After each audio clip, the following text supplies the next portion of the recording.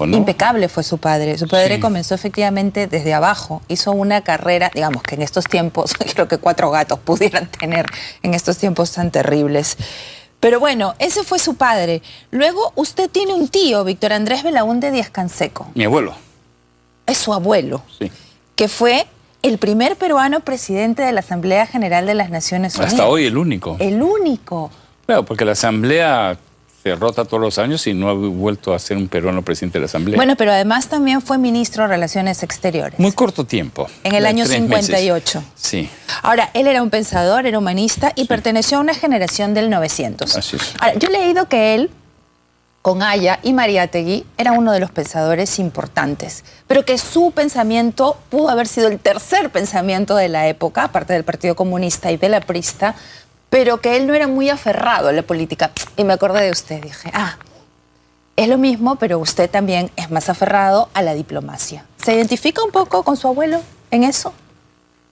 Pero mi abuelo era un pensador frente a Mariátegui, que era un político, y a Haya La Torre, que era más político aún que Mariátegui. Ahí está. Es una bueno, yo no lo recuerdo así. Mi abuelo me llevaba muchos Internet años. es bien poco generoso. Nosotros estudiamos, pero no nos da tantas fotos. Mi abuelo, no lo recuerdo así. Ahí tendría 40 o 50 años debía tener. Yo ya lo he conocido de más de 60. Pero mi abuelo sí representó, digamos, o articuló el pensamiento social cristiano frente al pensamiento del APRA, que es básicamente una socialdemocracia, o el pensamiento de Mariátegui, que es el marxismo latinoamericano, por llamarlo de alguna manera. Pero él no era un hombre para la política, no le interesaba la política. ¿Por qué?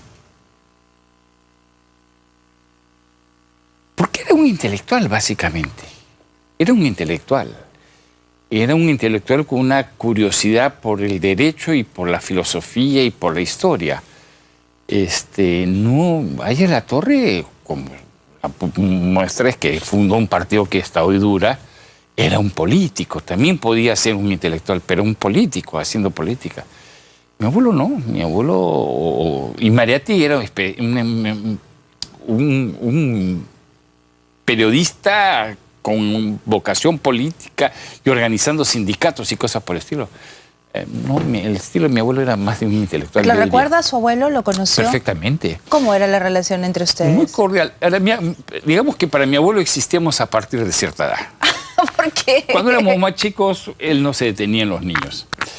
Pero sí ocurrió una cosa muy simpática. Con mi hermano Víctor estábamos internos y mi abuelo se iba solo a su casa de Chosica. Entonces habló con el director del colegio, que obviamente aceptó que nosotros saliéramos en las noches a acompañar a mi abuelo. Y fue ahí que leí la primera vez el Quijote. Yo tendría 14, 15 años y el abuelo me hacía que le leyese todas las noches en voz alta el Quijote. Qué lindo. Así empecé a leer el Quijote. Eso está... O sea, sí, lo conocí mucho, muy bien, de cerca, sí. Y fue, porque digamos, este fue el primer pariente suyo del que usted tiene conciencia respecto a la diplomacia.